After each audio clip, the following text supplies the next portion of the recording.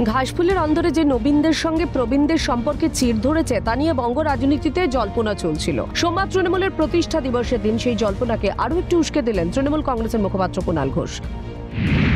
মমতা বন্দ্যোপাধ্যায় অভিষেক বন্দ্যোপাধ্যায়কে নিয়ে শুভেন্দু এবং বিজেপির কয়েকজন সিনিয়র নেতা কুরুচিকর মন্তব্য করছেন।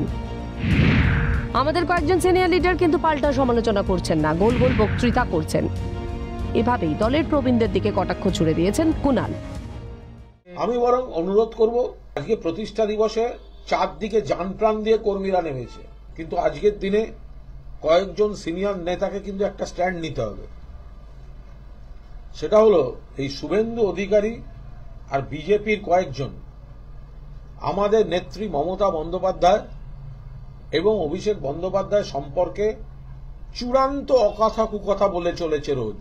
কয়েকজন পদাধিকারীকে দেখি, কয়েকজন মন্ত্রীকে দেখি যারা সব বিষয়ে প্রথম সারিতে থাকেন, কিন্তু শুভেন্দু অধিকারীকে চোর শুভেন্দু আজ পর্যন্ত তারা বলে উঠতে পারলেন না।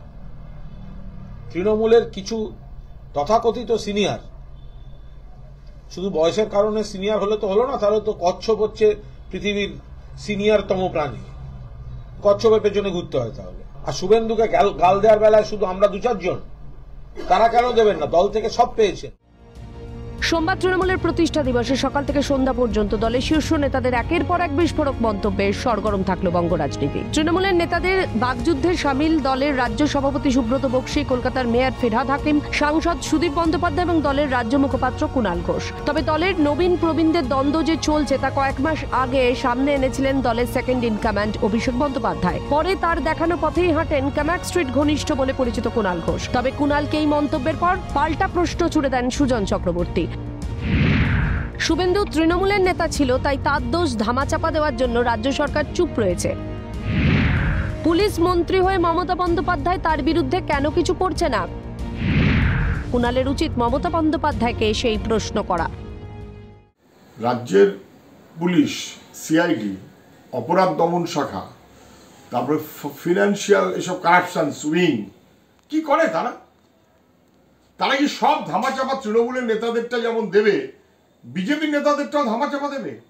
যেহেতু শুভেন্দু তৃণমূলের নেতা ছিল, অতএব তৃণমূলের অন্দরের খবর সব জানে, সেই কারণে কি ওর কাছে 350 কোটি টাকাটা রাজ্যের অপরাধ দমন শাখা অথবা এই অর্থনৈতিক দুর্নীতি ইত্যাদি সেই শাখা তারা কি ধামাচাপা দিচ্ছে? এটা কি মুখ্যমন্ত্রী জানেন? মুখ্যমন্ত্রী তো পুলিশের মন্ত্রী, কুণাল ঘোষ না। বরং তাহলে কুণাল ঘোষের বলা উচিত পুলিশ মন্ত্রী একটি অপদার্থ, তিনি জেনে শুনেও পুলিশকে ব্যবহার করতে পারছেন না, সিআইডিকে ব্যবহার করতে পারছেন না, 350 কোটি টাকা রাখা আছে সেটা ধরার ব্যবস্থা করতে পারছেন না। তাহলে কি শুভেন্দুর টাকার ভাগ পাবার অপেক্ষায় পুলিশ মন্ত্রী একটু নিষ্ক্রিয় রয়েছেন? প্রশ্নটা তো দলের মন্ত্রীকে, নেতাকে, নেত্রীকেই করা উচিত। যদিও বিজেপি সাংসদ দিলীপ ঘোষের মতে কুণাল ঘোষের আগে দেখা উচিত তার দলের নেতাদের কার কাছে কত টাকা আছে।